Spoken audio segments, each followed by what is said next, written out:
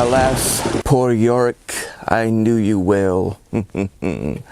Whoa, well, good evening, my dear fiends. Good evening, and welcome to Monster Movie Night. I'm your creepy old curator of Gargoyle Manor, the Monster Museum, Bobby Gamonster, along with my co-host, Boris T. Buzzard.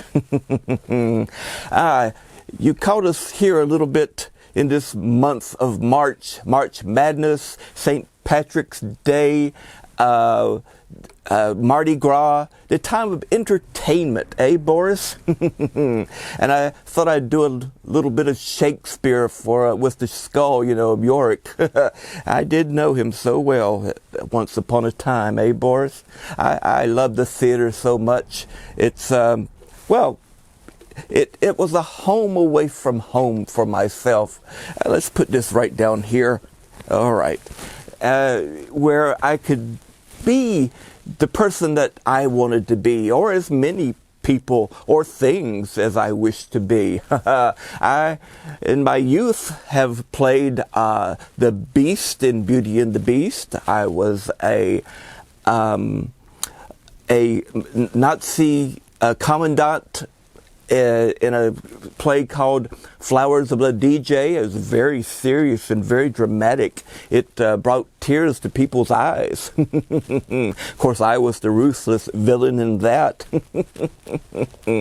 And of course, I played Dracula and Frankenstein and in some of my own written type plays along the way as well, eh, Boris?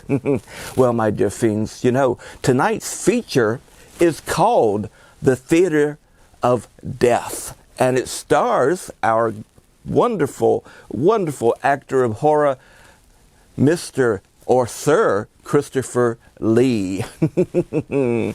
And, I'm not going to tell you too much about the show. Let's just go into it and find out along the way for the both of us, huh? So, let me see here. Let's tune it in to the old The Theater of Death, Christopher Lee. Type it into the haunted keyboard. Excellent, excellent. Now let's tune in to the old haunted TV set.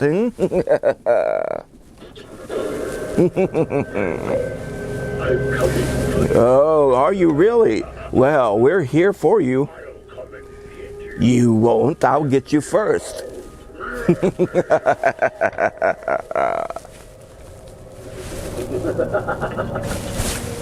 Excellent, excellent. Now, let's turn on the haunted projector and let's get started, shall we? Excellent, my dear fiends, excellent.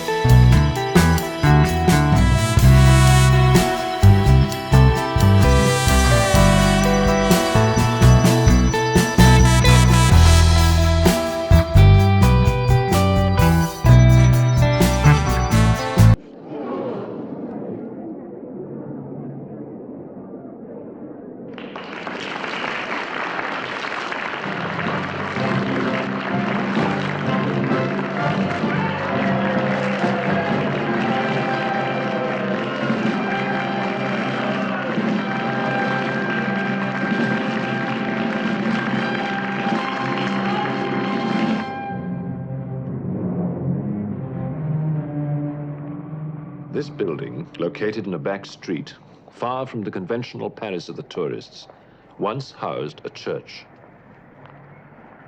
For the past 60 years, it has sheltered a unique theatrical company whose stock in trade is horror, together with avarice, murder, and mayhem. These are the principal ingredients of Le Théâtre de la Mort, the theater of death.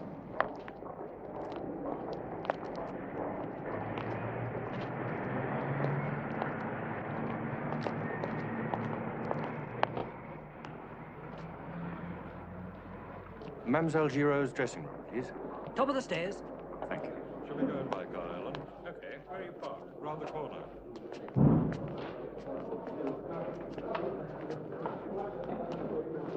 Don't rush, Pierre. We've got plenty of time yet.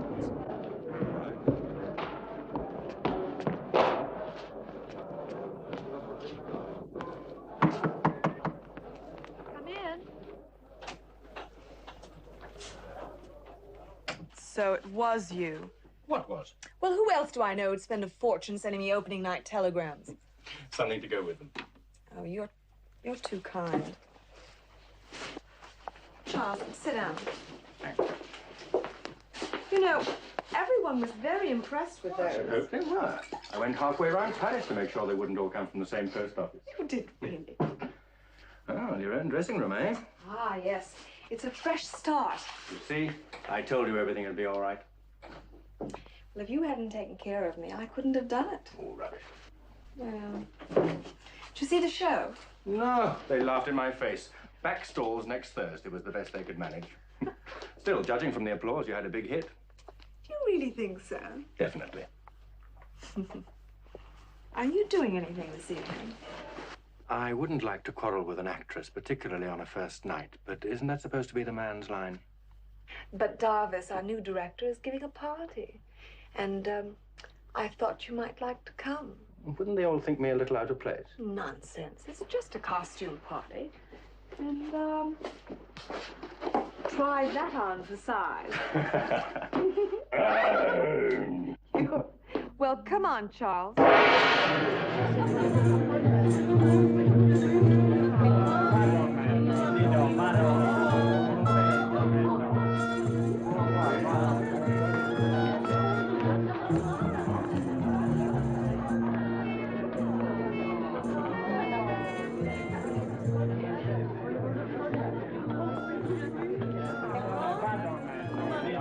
Oh, may I have my fortune told, please? Of course, darling.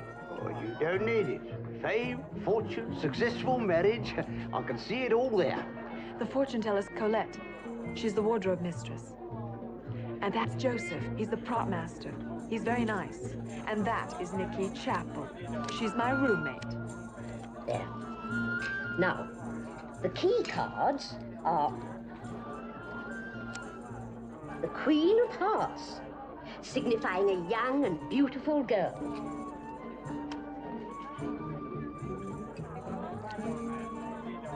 The Three of Cups, a happy marriage.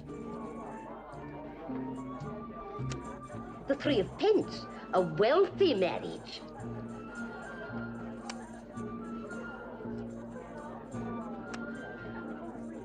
The lightning-struck tower, disturbance.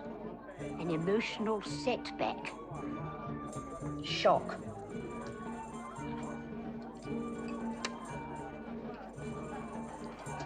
Deadly Reaper. Death. You don't want to worry about that, Nikki. Let's go there, boy. Don't believe it, do you? Well, I'm certainly not going to let it bother me. Nikki, I'd like you to meet Charles Margaret. Charles was a good friend to me when I needed one. Oh, yes, Danny told me. I think it was marvelous what you did for her. I'm sure she exaggerated. It's nice to meet you. Well, I don't know anything about his theatrical ability, but Darvis can certainly throw a good party. He's a very good director. Oh, there's Madame Angelique. She's the owner of the theater. Come on, I'd like you to meet her.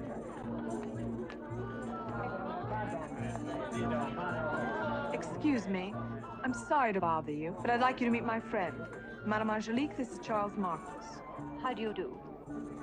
Well, what did you think of the show? I couldn't get tickets for the opening, but I'll make up for it soon. Good. I hope you'll enjoy it.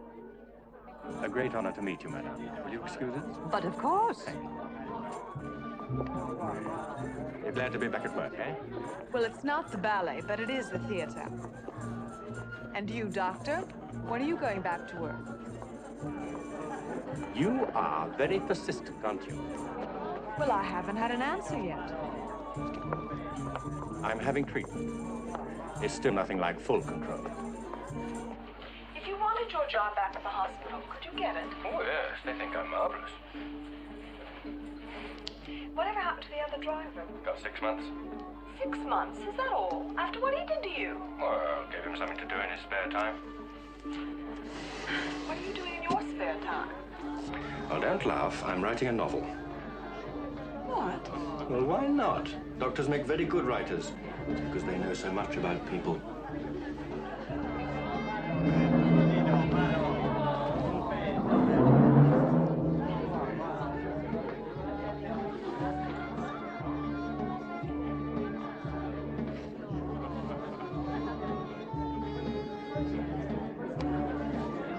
Philip, Madame? what a wonderful party.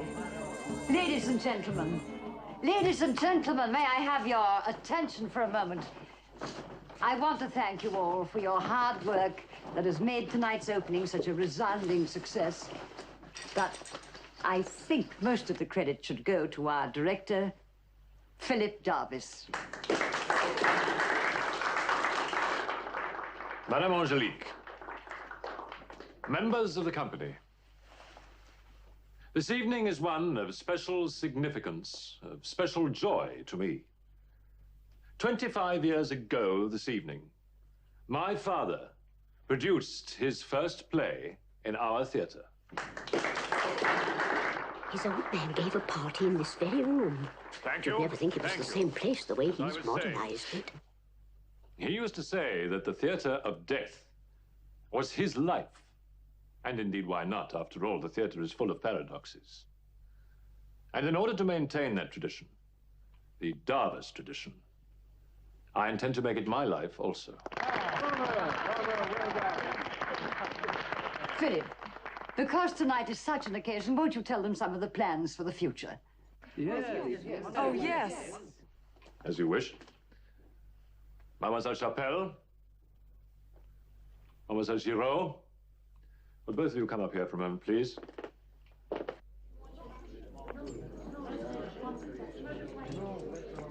Over here, Danny. Right. That's it, right there.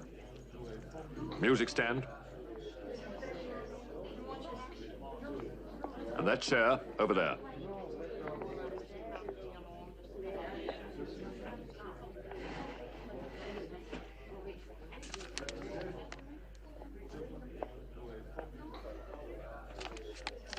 Danny.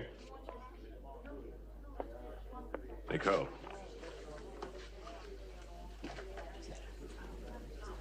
Is something wrong? Wouldn't you rather have someone more experienced to read for you? If I had wanted somebody more experienced, I would have said so, wouldn't I? Now sit down.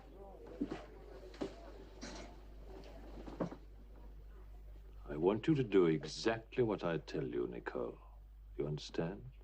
Exactly what I say.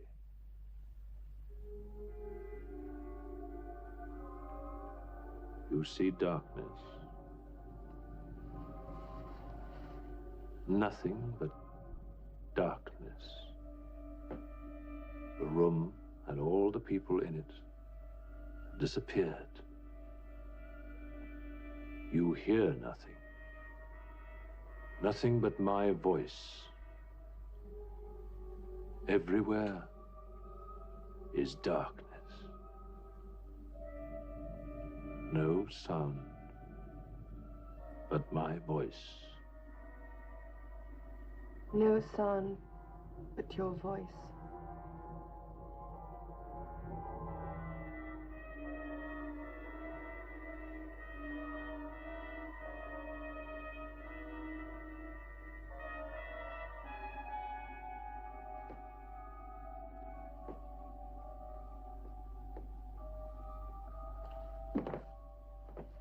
Can I have your sash, please? Thank you. What you are about to see now is a scene from a sketch entitled The Witches of Salem. The story concerns two sisters. When the older of the two has misguidedly caused the death of the younger's lover, the vengeful, half-crazed girl has her elder sister proclaimed and tried as a witch. The part of the elder sister, Sarah, will be played by Danny Giraud. The part of the younger, Prudence, by Nicole Chappelle.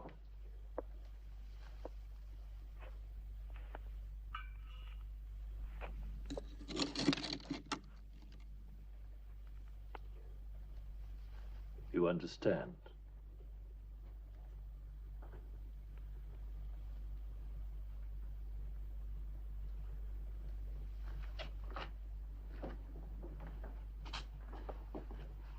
Time, 1692, Salem, Massachusetts, spring night.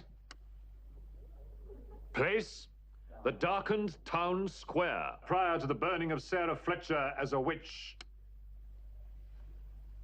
In the background, the sound of the approaching townspeople. The wood is piled high around the stake. In the foreground, Prudence Fletcher approaches.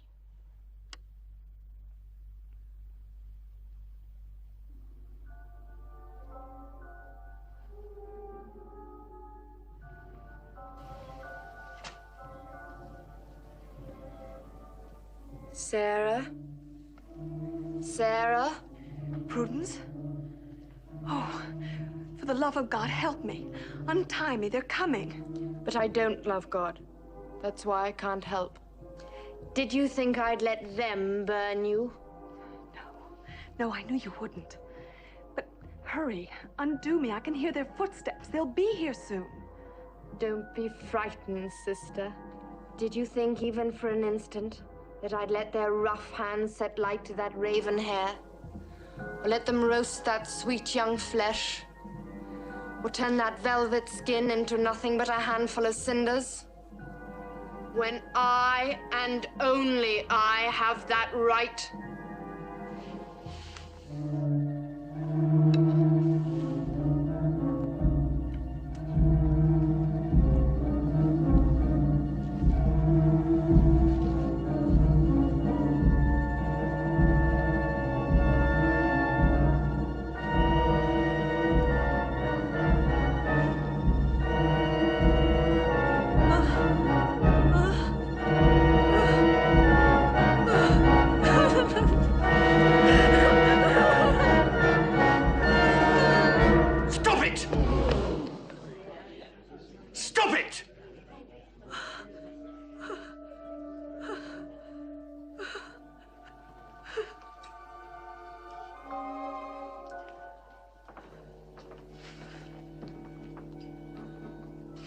I don't think we've met before, sir, have we?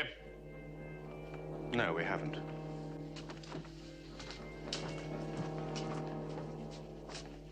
Lesson number 1, my friends. Always catch your audience. Involvement, the number 1 priority in all good theater.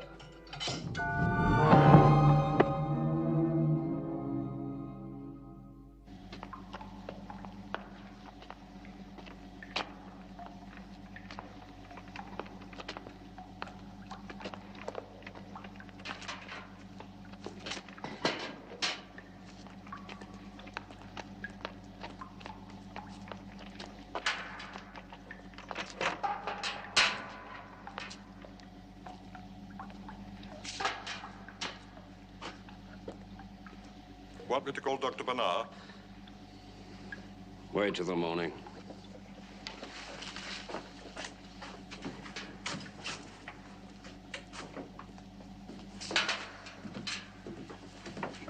Charles, I expected you hours ago. Sorry, I've been to a party. I didn't see your note till I got back.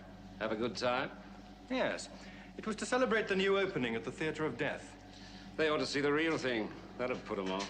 They're pretty realistic, you know, George. Even give me a shock or two sometimes. Old rolling eyes and tomato ketchup. You are an old cynic. Ever met a policeman who wasn't? All right. It's too late to argue about it now. What did you want? I'd like you to take a look at these. Switch off the lights, will you? 3 of them. Exhibit A.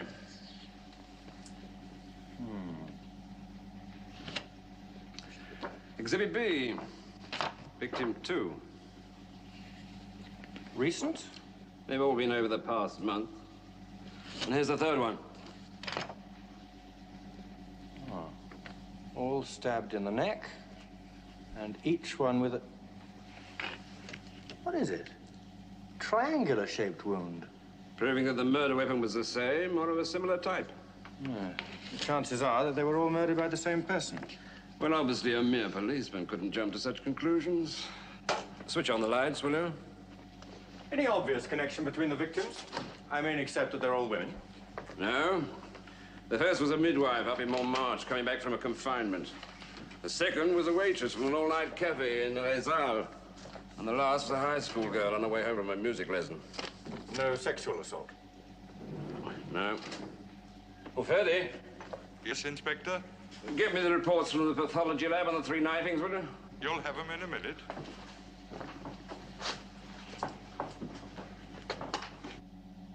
How's the hand? Oh, I'm still having physiotherapy and electric treatment. Any improvement? Not so you'd notice. I can drive a car. I can even write after a fashion. The one thing that I really want to do, I'll forget it. Just because you can't use a scalpel is no reason not to practice medicine. You were one of the best young police surgeons we've had in years. You're going to start that again? It's a ridiculous waste, Charles. You should be working. Yes, well, I'll decide that when the time comes. Wine or brandy? Brandy, please. Did you meet Davis? Yes, quite a character. So was his father. He disappeared, you know.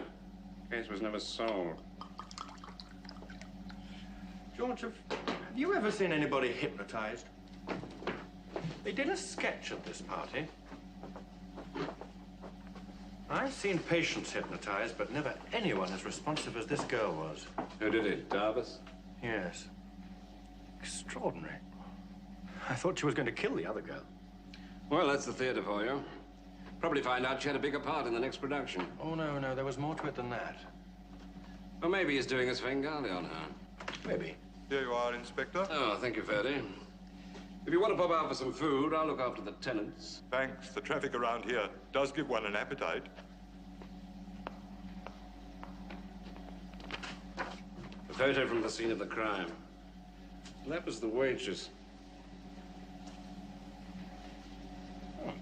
Not much blood, is there? No. Odd, isn't it? Are they all like this? All stabbed in the neck, jugular vein or carotid artery. And scarcely a drop of blood left in the body or around it. I see.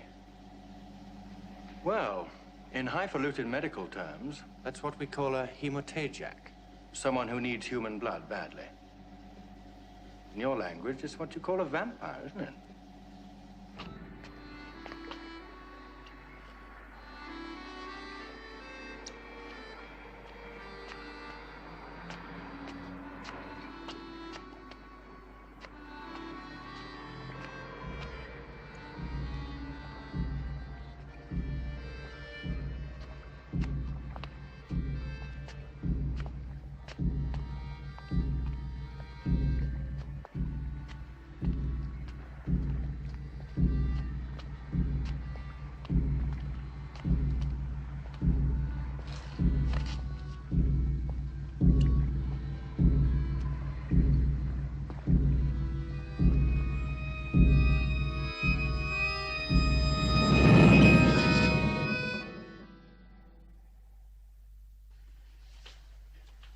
Morning, Danny. Morning. And how are you today? Wonderful. Shouldn't I be? Did you sleep all right? Wasn't that a fabulous party? Oh, fabulous. I've such a head. I must have enjoyed myself. Hey, are there any reviews? Yes. What are they like? They're great, Shildy. Look. And look at this. Look. Here we are. Do you think we dare pay the rent? Oh, I think we pay the rent and buy curtains and a new bedspread. What do you think of that? Fantastic. You know, I must have been quite tipsy. I never could drink champagne. A couple of glasses and ugh. I didn't see you drink that much. Neither did I. Maybe I had my eyes shut. Anyway, I didn't remember a thing. Not after Davis asked us to read for him. Did I make a hash of it? No. So you don't remember anything about the sketch, then? Not a peep. Was Davis pleased? I should think he was delighted. You're not just saying that. After the sketch, you fainted. I never fainted in my life. But you did. You were so worked up, I thought you were going to kill me. Kill you? But I didn't know. You didn't. But Darvis did. You see, he hypnotized you. You could have killed me and you wouldn't have known a thing about it. You're exaggerating. I'm not. Look, Nikki, will you promise me one thing? What? Don't see too much of Darvis. He is only the boss. Any time I spend with him, I'm lucky. All right. Inside the theater, that's one thing. But outside, that's something quite different. Danny, you're not jealous, are you? No. I'm just scared.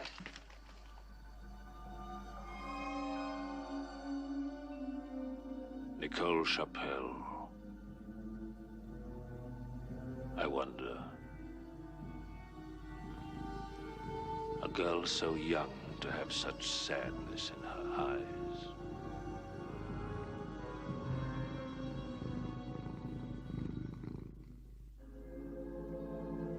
It was winter. There was no food, and my family decided to cross the Alps into Switzerland. They loaded their caravan with such things as they had, and they set out. We were with a dozen other families. It was an avalanche. It was snowed under in a pass high up in the mountains. Couldn't go forward. Couldn't go backward. No more. No need to be upset, Nicole. You're doing quite well, really. Am I? Why, yes. After all, it is rather a slow business. You see, acting, in the true sense of the word, in my sense of the word, is a function of the unconscious rather than the conscious. Do you understand? I think so. You think so? But do you know? I want you to think of me as a master builder restoring a cathedral. Before you can build up all the new ideas, you've got to tear down the old. Well, that's exactly what I'm doing with you. I'm removing all your mannerisms, your inhibitions, your prejudices, all the things that you've learnt, that you've picked up, that you've been taught at second hand, all the half-baked notions of good and evil. When your conscience is asleep, that's when we make progress. When you walk out onto the stage and you have the right inflection and you make the precise gesture, you may not know exactly where it comes from. Or that I've used it before. Precisely.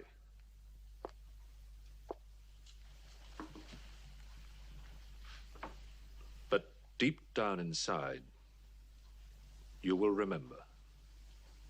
Philippe, I couldn't go on without you. I hope you may never have to.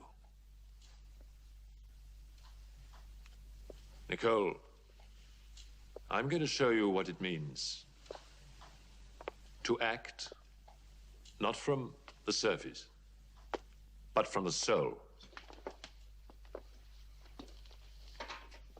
It's when you can make him laugh and him cry.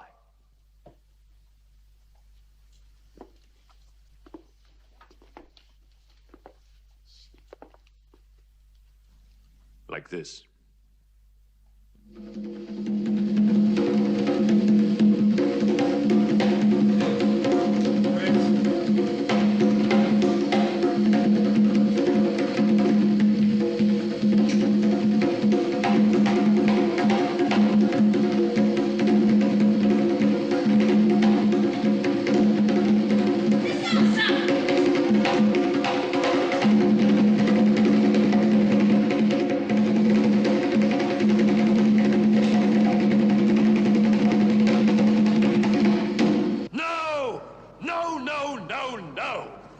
That's about as frightening as an old woman spearing a cocktail cherry.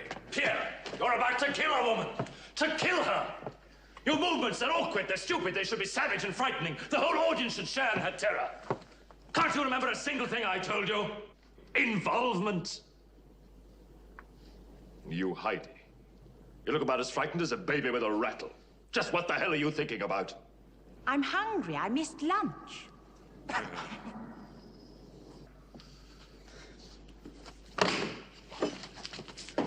I suppose you realize I could ram this right through your delicious little stomach, do you? Please, you're hurting. Don't feel quite so hungry now. Perhaps even a little frightened.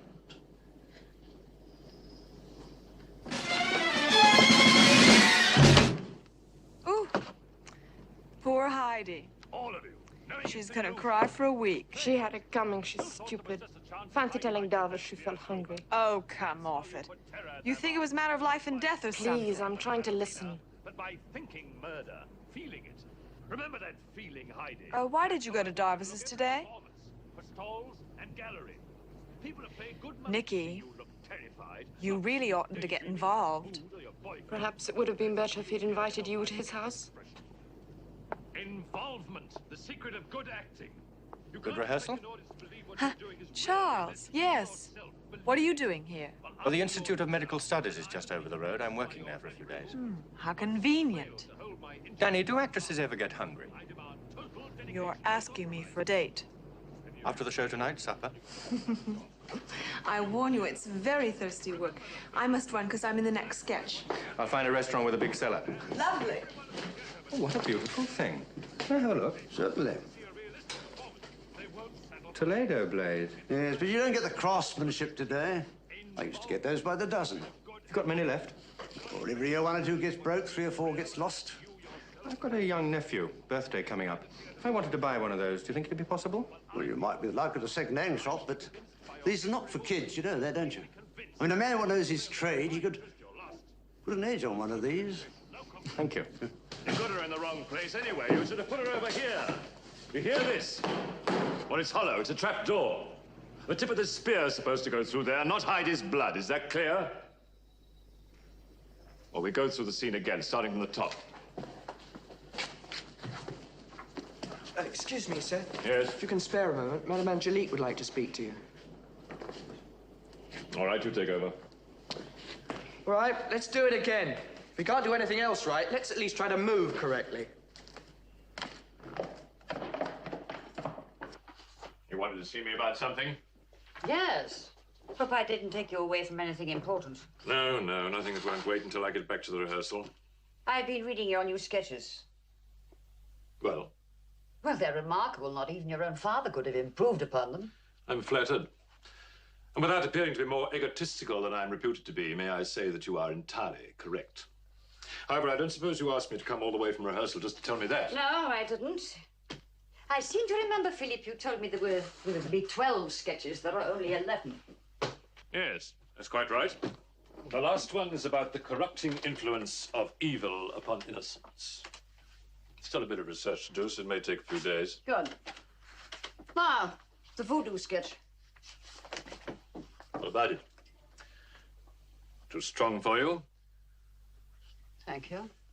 No, I'm sure it's all right. Too near the truth, perhaps. No, I'm sure it's fictitious enough. I beg your pardon. It couldn't be more true. Every detail in that sketch is based on fact. You surprise me. I've seen some of the ceremonies myself. Fascinating. I'm sure these cannibalistic rites are still practiced, but what about the production problems? Such as what, for instance? The transformation of the old chieftain's wife into the beautiful young girl. Hardly a problem. Flicker of lights, puff of smoke. There you are. Don't tell me you've seen that too. Not the immediate transformation, no.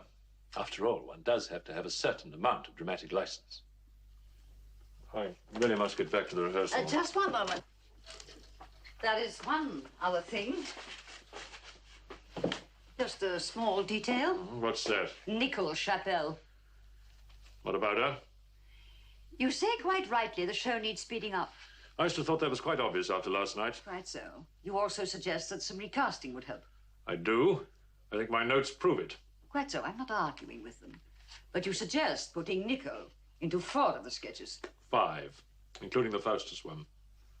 Nicole is a very sweet child and a most promising young actress, as we saw at your party. I agree. But she's only been acting professionally for a few months. So? Do you think it wise to place so much responsibility on someone so inexperienced? My dear madame, if I didn't think so, I wouldn't have done it.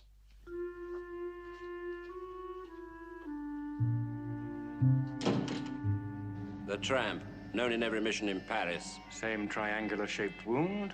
Same absence of blood. And first male victim. I don't think that's of any significance. Take him through.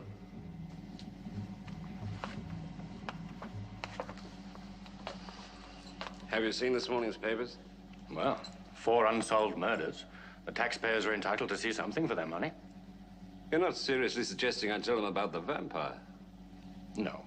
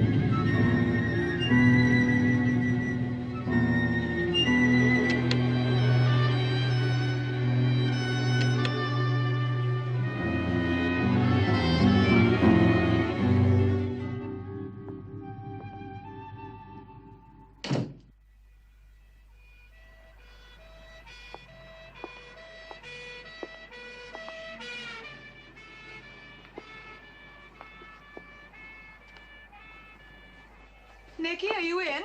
Won't be a second, Danny. Why didn't you wait for me after the show? You said you were going out for dinner. Oh, I completely forgot. I owe you an apology about that scene at rehearsal. It was bitchy of me, I'm sorry. Oh, it's always like that at the beginning of a new season. Late nights, rehearsals, parties. Everyone's always on it, so forget it. What are you doing with that dress? Sorry not to give you any warning, but I'm moving. Tonight? Yes. You're moving in with Darvis? It's what he wants. Well, what about you? Is it what you want? Yes, it is. At least I think so. Now, Nikki, look. No, it's no use. Don't lecture me. I just can't help myself. You know what Darvis is like. He twists people up and then...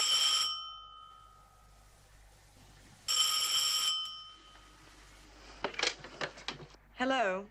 Pigalle 3506. Hello, Danny. Charles here. Oh, hello, Charles. I'm calling from backstage. Didn't you forget something? Like me, for instance? I just the second remembered. I'm awfully sorry. Really, I am. It's all right. I was 10 minutes late myself. This may be the jet age, but it doesn't make it any easier to cross Paris. You're completely exonerated. I don't know what to say. How about some other time then, Charles? I'd love to. I'll call you. All right, thank you. Good night. Good night.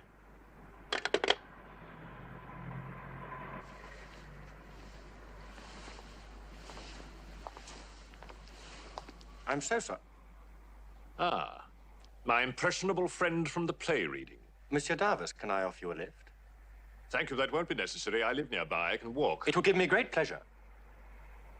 As you wish. Burn, little candle, burn. Watch for you in the windows at night. Burn your light. Show your death-like ray. Bring forth that which we pray will not take us and steal us away into the night, the dark, the great, great darkness of yesterday.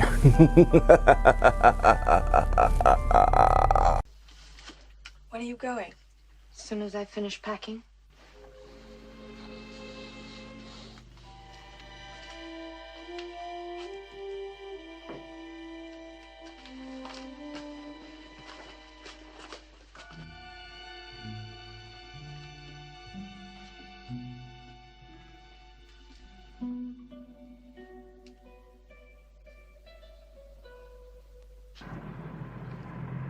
How do you set about creating your sketches? I traveled a lot. I also have access to a great deal of my father's material. So you're interested in the theater, are you? In certain aspects of it. Your closing number, for instance. The execution? Yeah. Undertones of vampirism. Undertones? I hoped it was more explicit than that. Perhaps it is. I'm not an expert. Does the subject of vampires interest you? Yes. Would it surprise you to know that there are 4 unsolved murders on the police files at the moment? All done in the accepted vampire tradition. And all within the last month. I don't read the papers. Well, certain aspects of the cases were played down, of course. How very wise. Isn't it odd that you should have a sketch about vampires while all these murders are going on? Yes, isn't it? These murders, who were the victims? There were 3 women and 1 man, all stabbed in the neck. Naturally. The weapon was a strange, triangular-shaped blade, just like the ones used at the theater. I get out at the next corner.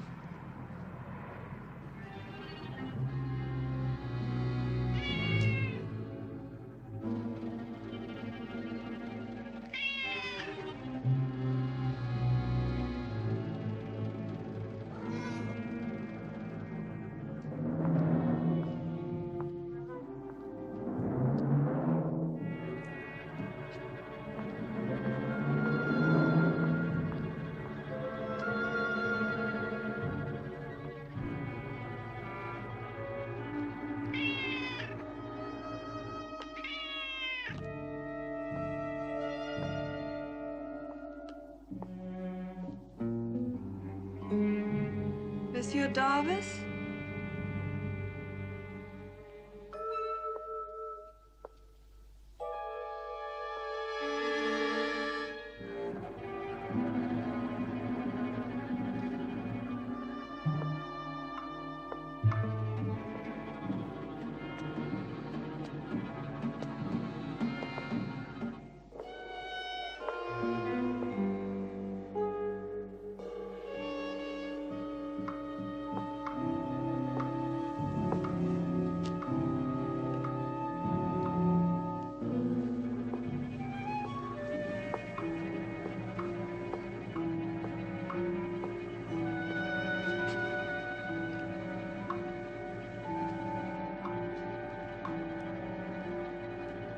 Monsieur Darvis? Yes?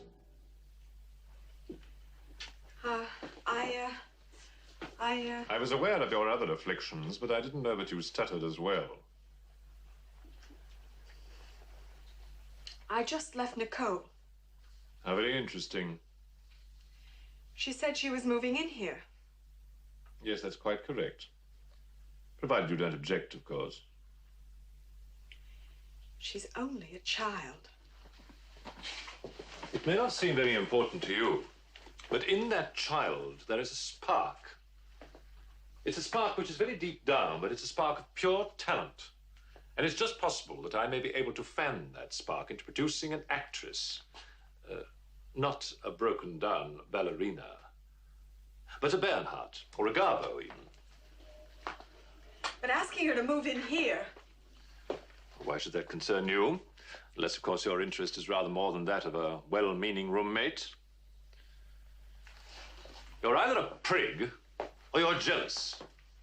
And I don't think you're a prig. I've caught some of those sidelong glances of yours, you know. However, now that you're here and you've seen fit to interfere, I think I'd better tell you just why you're so unattractive, both as a woman and as an actress. Come over here, Mum. Now, take a look at yourself. Take a look at yourself. Look at that makeup. It's ridiculous. That eyeshadow, it's grotesque. We're actors and actresses here, you know, not dying swans. Of course, I do realize that with your background, you can hardly be expected. What do you mean? I'm glad to see that your accident hasn't affected your powers of hearing, as it apparently has your speech and your mind. Don't look so surprised.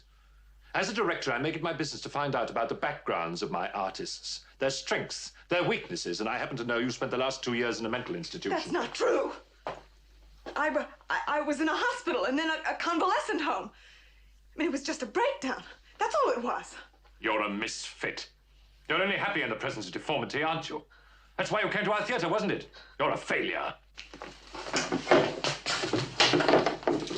I never want to see your pathetic little face again. Either in my house or in the theatre. I didn't mean it. Oh, but I do. I'm going to speak to Madame Angelique in the morning. You're dismissed. What am I going to do? Oh, I shouldn't worry too much about that if I were you. If you find that the outside world is too tough, there's always the asylum. And if that fails, the river. Goodbye, mademoiselle.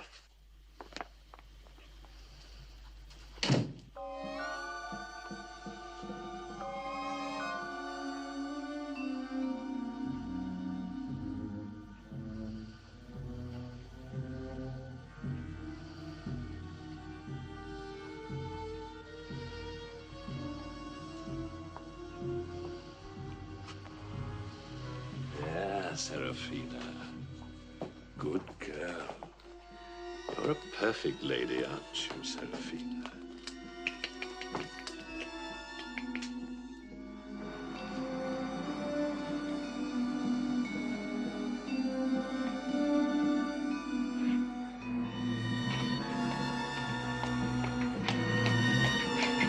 What are you doing in there? Charles, not now. Danny, what is it? What's the matter? Leave me alone. Danny, stay away from that man. Leave me alone! Danny!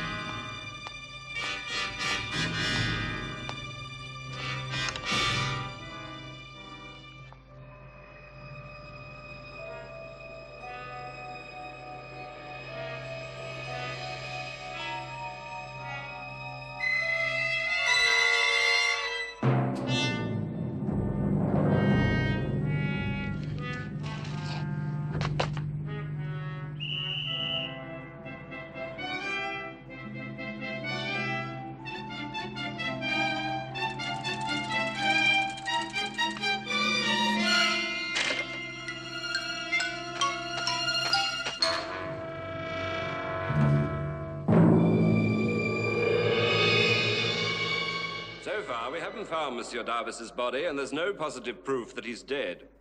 Technically, he's listed as a missing person. However, we have found his hat and cloak, both covered with blood, so there's a strong possibility that he has been murdered. Now, has anyone any questions? You'll let us know when there's any definite news. Of course. It doesn't mean that we can't leave Paris, does it? Because I was going for a day's fishing on Monday. That'll be all right. Well, I won't detain you any longer. Thank you. If he's not dead, then what has happened? I agree. A man doesn't just disappear. His father did. Well, how? Nobody ever found out. Nicole? Nicole, how do you feel about tonight? If you'd rather not go on, tell me. We'll put on an understudy. Thank you. I remember when I was about your age, there was a man, much older than me. I was crazy about him. We were very close. Finally, he died. For months, I was inconsolable. My dear, we all know how you feel about Monsieur Darvis. If you think you can go on without him. I don't know, madame, but I can try. Good girl.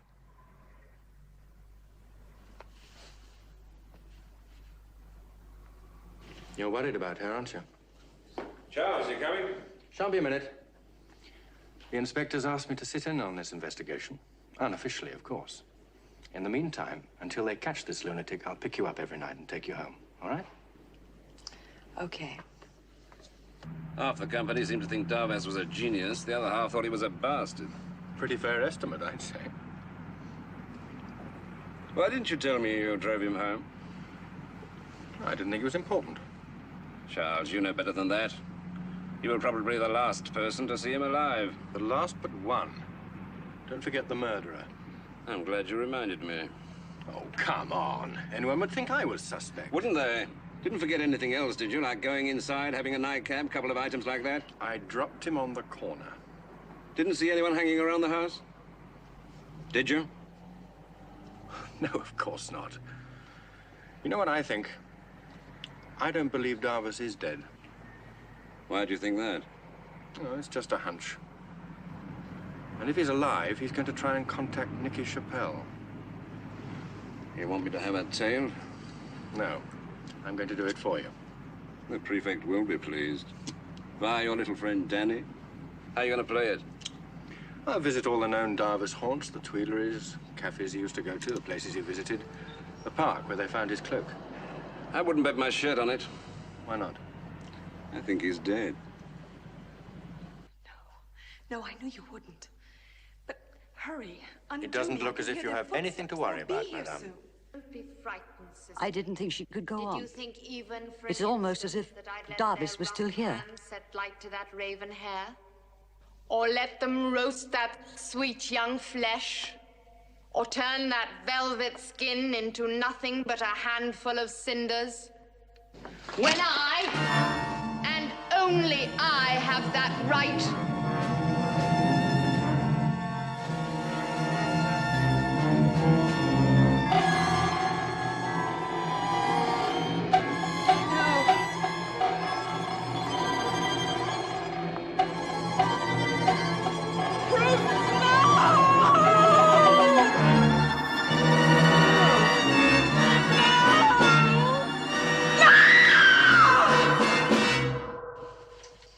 She didn't know what she was doing. It was exactly as it was at the party.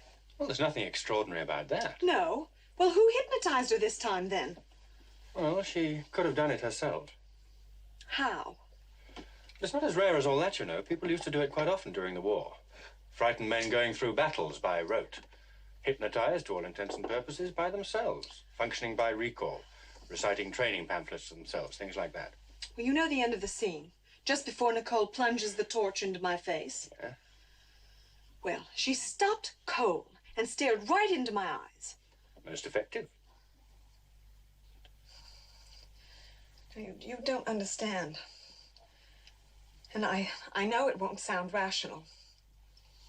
But at that moment, when Nicole's eyes were fixed on mine, I would have sworn they weren't Nicole's, but Darvis's.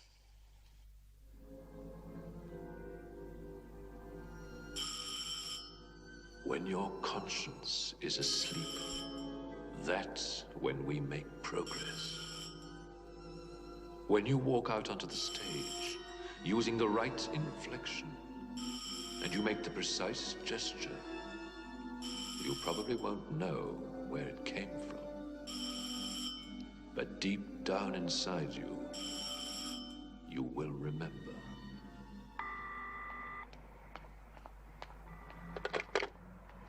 She's not there? No. Then where can she be? Well, she's either dropped off somewhere for something to eat, which I think is highly unlikely, or... Or what?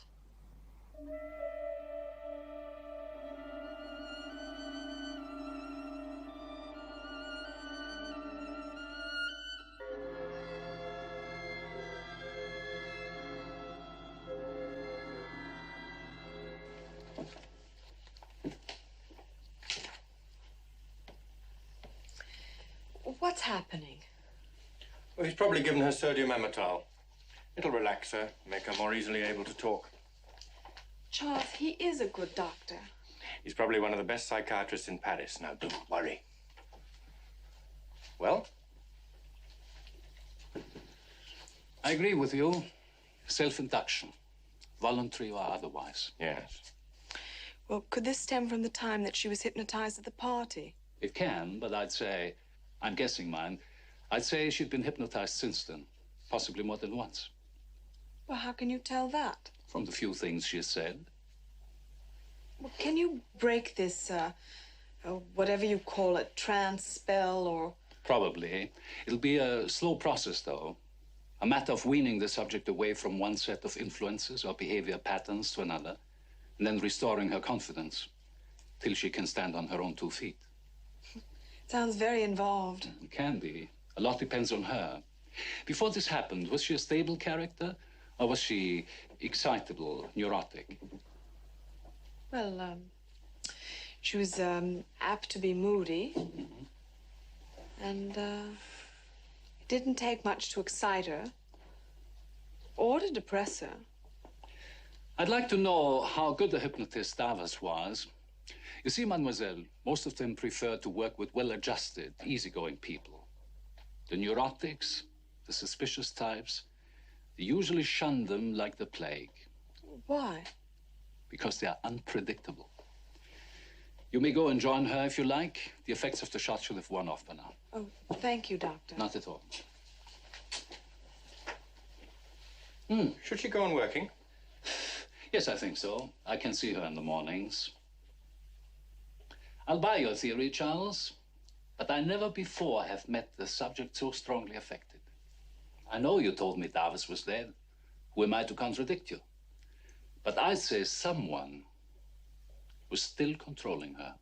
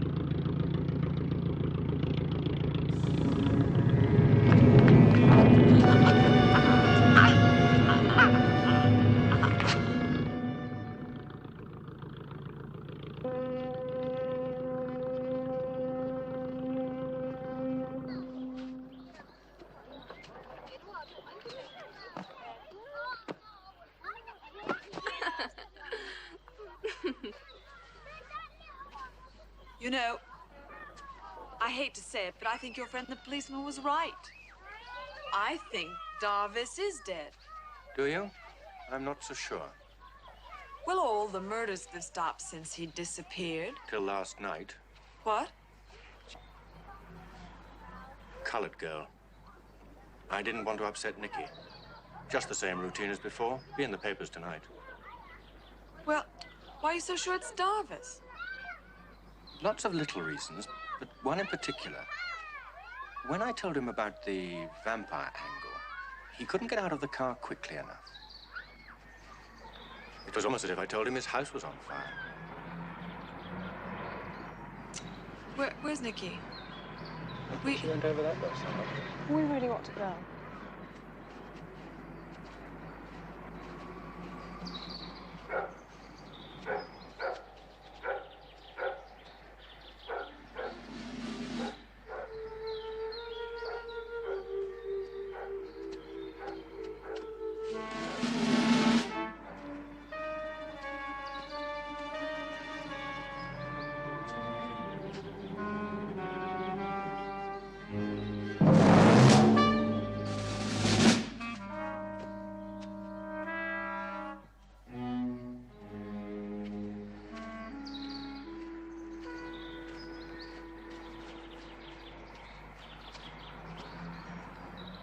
Nicky, come on, we have to go to the theater. Nicky, what is it? What's the matter?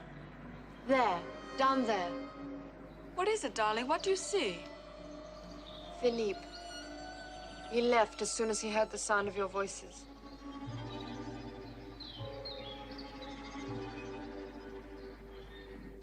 You know, tonight's feature, The Theater of Death, brought me back to my days of this being in the theater, as I said earlier.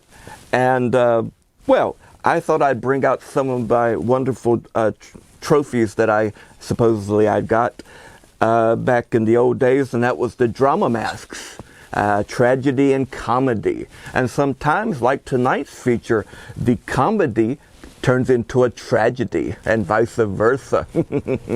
These wonderful masks have come a long way from the Greek days in the Lyceum and the arenas, and you know, where people actually only wore masks such as these to portray the characters, and whether they were happy or sad or mean or not, or sometimes crazy. It's just depended upon the character that the person was doing. And anyway, these goes on the walls in our museum, Gargoyle Manor, the Monster Museum, as a reminder of days gone by and yet days to come, because I think of myself as a thespian. Even if I'm not up on the big stage, I'm still here on my stage for you, trying to do my best to entertain you. And on that line, I also, since tonight is with Sir Christopher Lee, I also brought out, well, something from the vaults, a mask of Mr. Christopher Lee as Dracula. Well, tonight, you know, we don't know for sure whether he's a vampire or not. I mean, it's looking his way right now, but of course he's not Dracula in that particular film. This is one of his famous looks, and the Dracula, or the curse, the horror of Dracula, or Dracula, Prince of Darkness. I believe this was the Prince of Darkness that they took it from, and it's very nicely done. It looks almost like him, or pretty much like him, when he's coming at you with those blood red eyes and blood dripping from his fangs. I'm sorry. Sometimes I get a little fast with my speech, and my tongue gets a little trippy. As long as it's only my tongue that gets trippy and nothing else. Eh, Mr. Lee?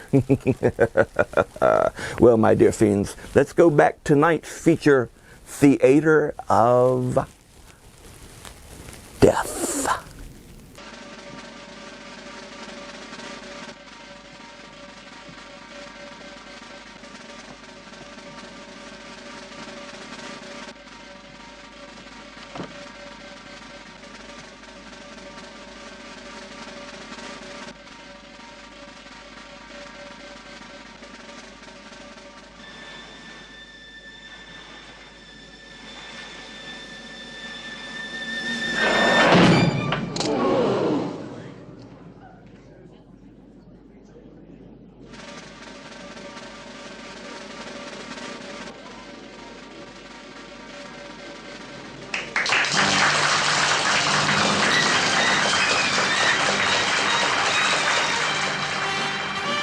Was that one of Darvis's plays? Yes. He certainly knew every facet of the bloodlust syndrome. Carl, have you ever come across a hematodiac? Well, yes, occasionally. It's rare, but not unheard of. I don't mean the fanged instant regeneration brigade like you see in films. But I've known cases where patients had a persistent craving for human blood. A physical craving? Physical, mental, what's the difference? The point is not whether the body needs the blood, but whether the mind is convinced it does. Well, how does this sort of thing start, then? Your guess is as good as mine. I'll tell you one thing, though. I would like 1 hour with the man who conceived that sketch. Darvis left behind a notebook with some new sketches in. He was working on one at the time he disappeared, I know. He didn't finish, then? No. Madame Angelique said he had some more research to do. Listen. Find me that manuscript, and then we might make some progress.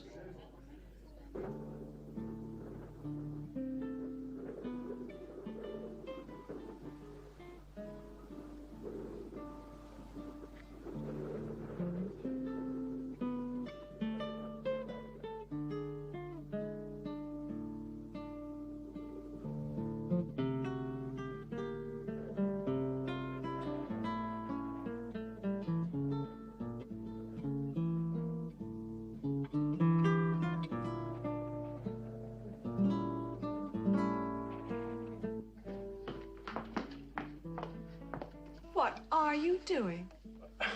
Oh, just being nosy. Trying to find one of Darvis's sketches. I saw you talking to Dr. Schiller at the theater.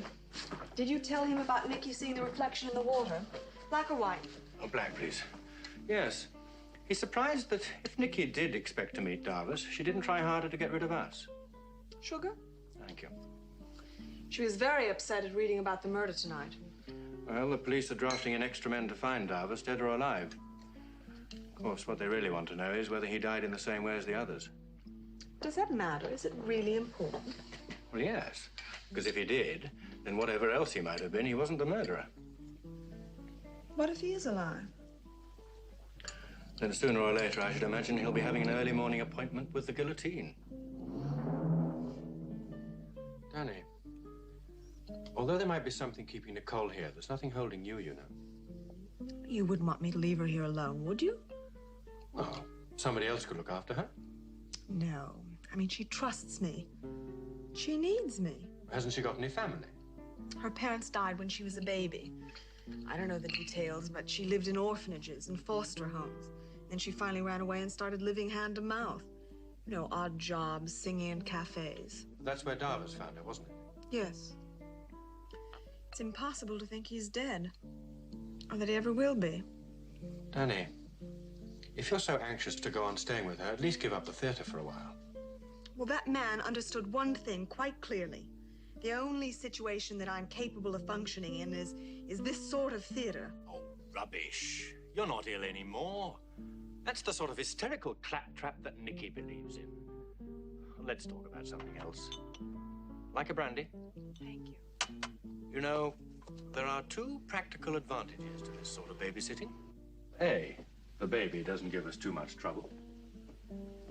And B, we can enjoy Darvis' excellent hospitality undisturbed. Do you think she's all right? At this moment, I don't give a damn.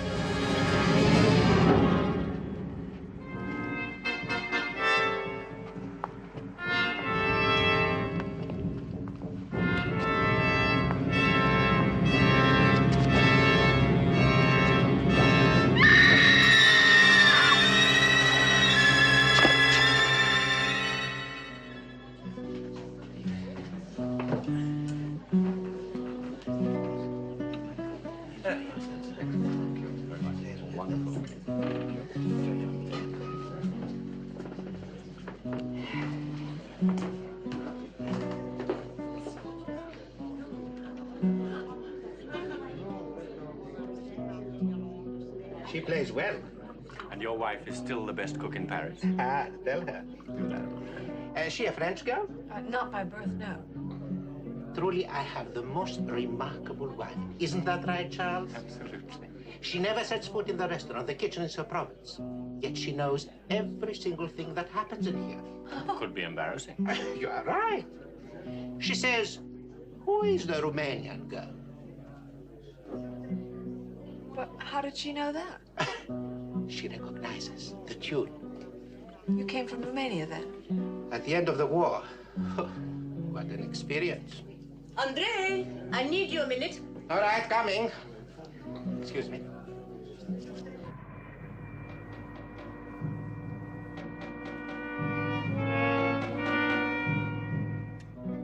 Well, now we know where she comes from. She seems to be enjoying herself.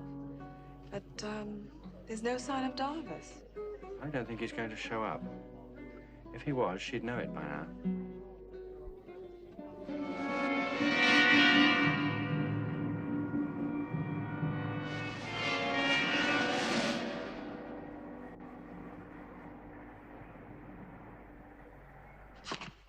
If you will excuse me, I'll go straight up to bed. You're tired, darling. Thanks for the dinner, Charles. It was a lovely place. Thank you for the entertainment. Good night. Good night.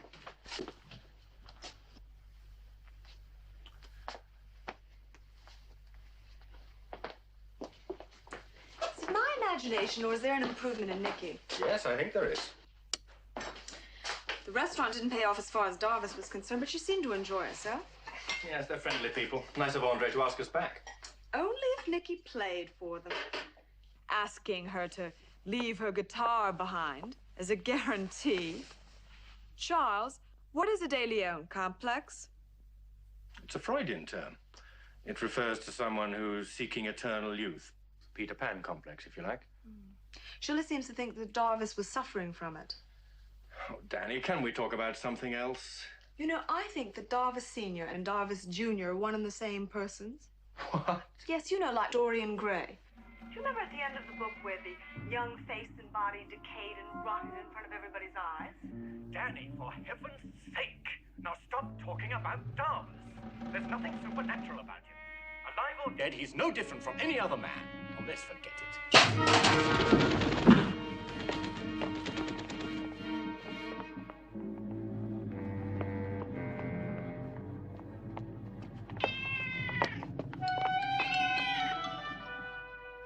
Just Darvis dropped in for a nightcap.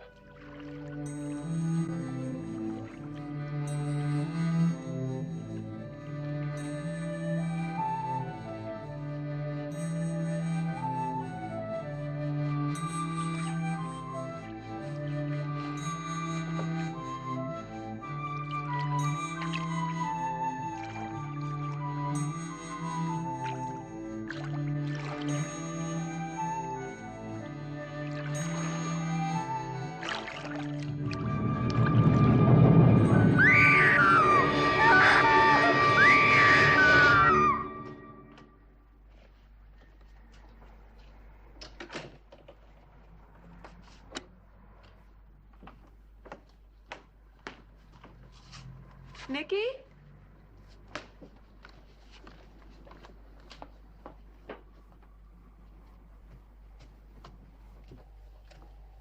Nikki?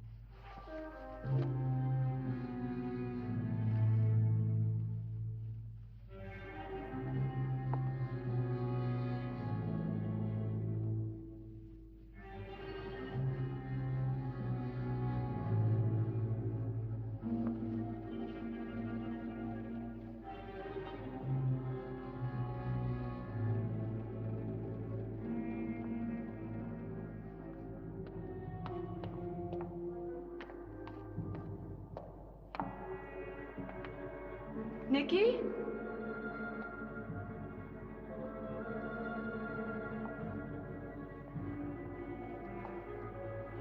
Nicky? Nicky?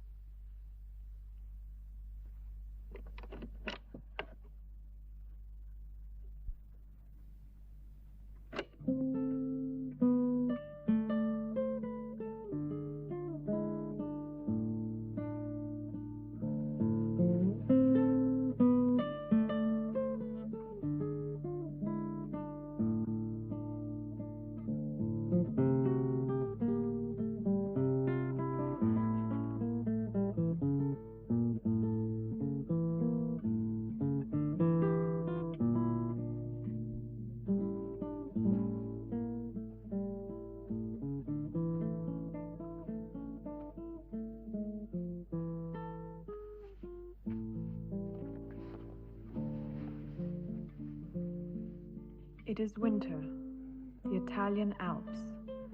World War II has just ended.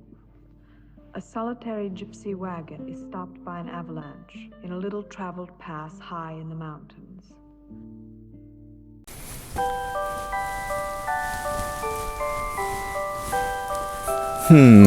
Dusting, you know. It reminds me of an old poem that I heard years and ages ago. See how it goes. You are dust, and you will turn to dust. That's why I do not dust. It might be someone I know.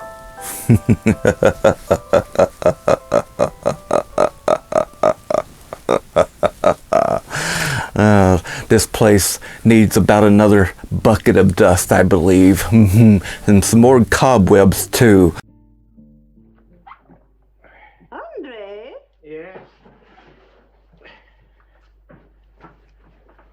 Read this.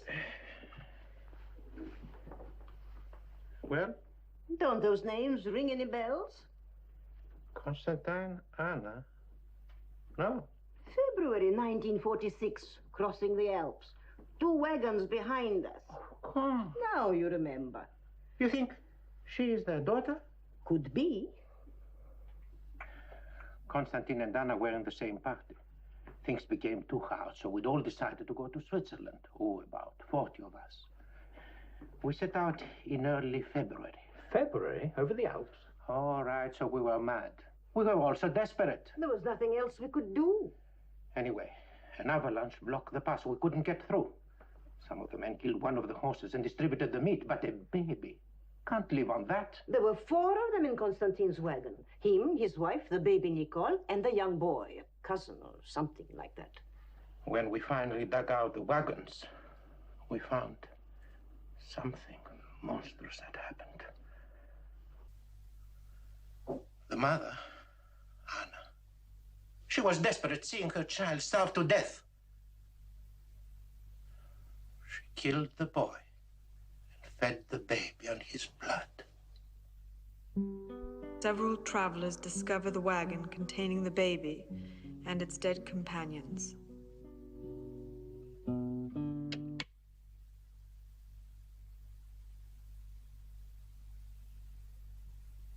So you're the killer? I had to.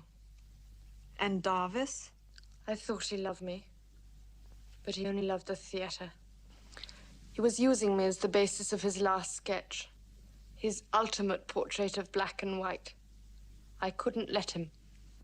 Who would have realized it was you? He wanted me to play Anna, my mother.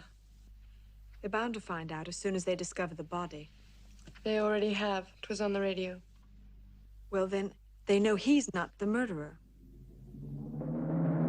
And, killing me isn't going to help you. I don't want to kill you, Danny. But now you know the story, I have to. Just as I had to kill Philippe. You're the only two who ever found out. Look, why don't you go to the police and confess? I'll stand by you, and so will Charles. Too late. Nikki, you're ill. Dr. Schiller will prove it. I mean, having to live with this for It wouldn't make any difference. They'll just put you in a hospital. Like they did to you. Well, it's your only chance. No, Danny. You are. Now Darvis is dead, the police will be looking for someone else. Someone mentally disturbed. And they'll find you. And you'll confess. You'll tell them you had to do it, Danny. You had to kill them. All of them. You had to do it, Danny. You had to kill them. All of them, Danny. You had to kill them. All of them, Danny. You had to kill them. All of them. And so, begging forgiveness for the horrible things that I've done, I end both this confession and my life. Good. Now sign it. Go ahead, Danny. Write your name.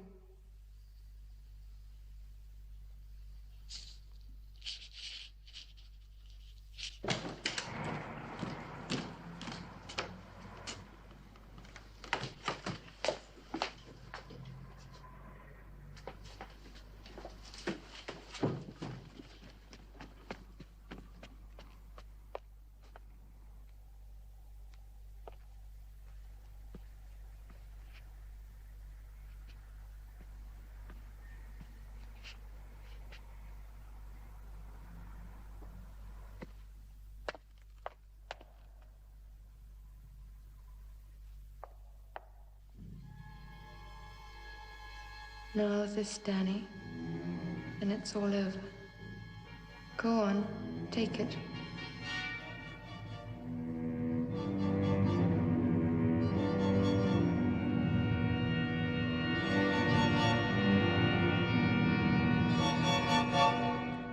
Stand up, Danny.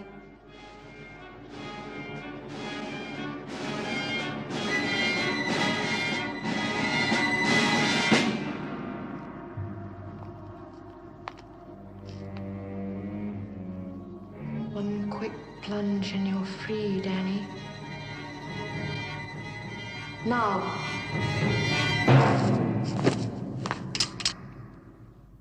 All right, Danny. I'll just have to do it for you. It won't do for them to find him alive.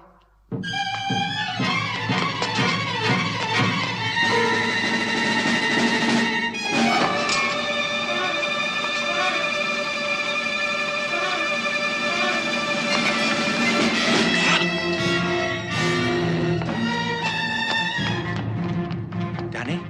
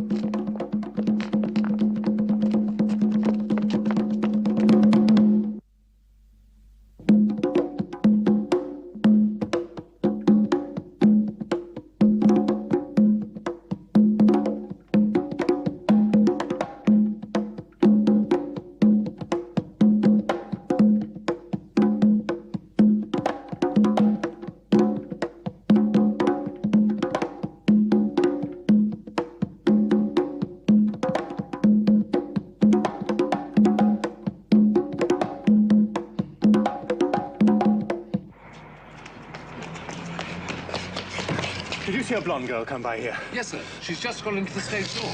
Right. Call Inspector Michaud.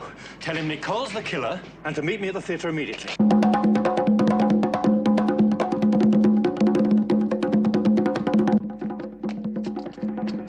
Try in there.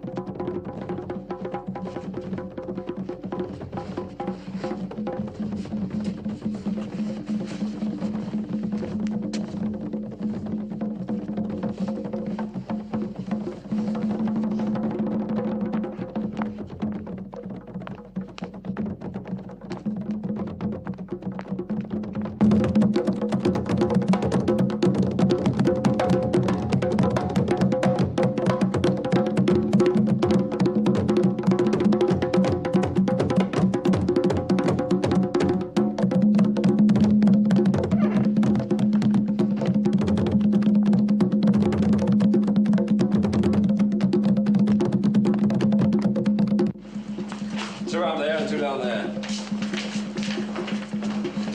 Got your message, any luck? No, perhaps she slipped out the front. Well, she won't get far. I've got men all over the place.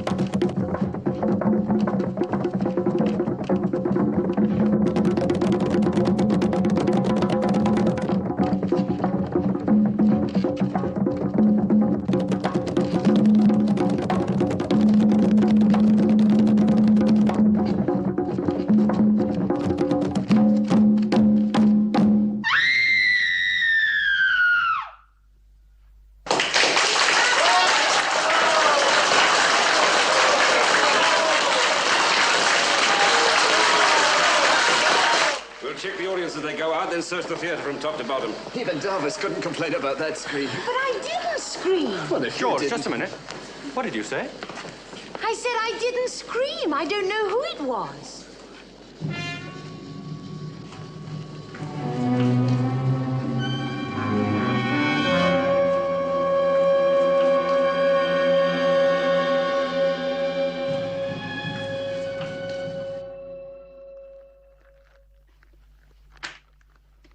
Sketch 12 by Philippe Darvis, The Caravan.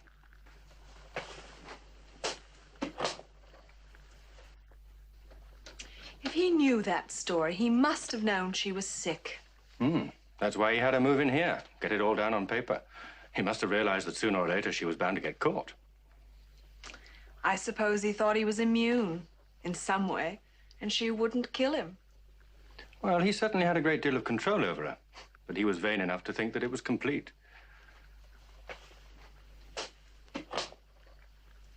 He wanted to turn tragedy into comedy, comedy into tragedy.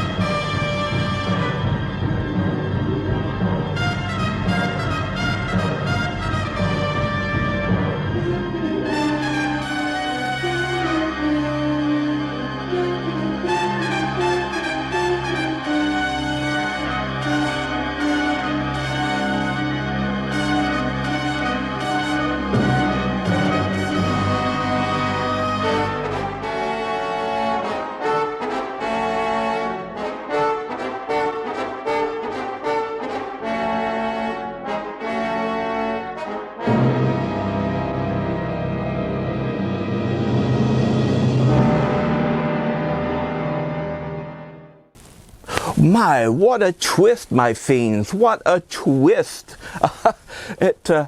Sir Christopher wasn't a vampire after all, just a very nasty director.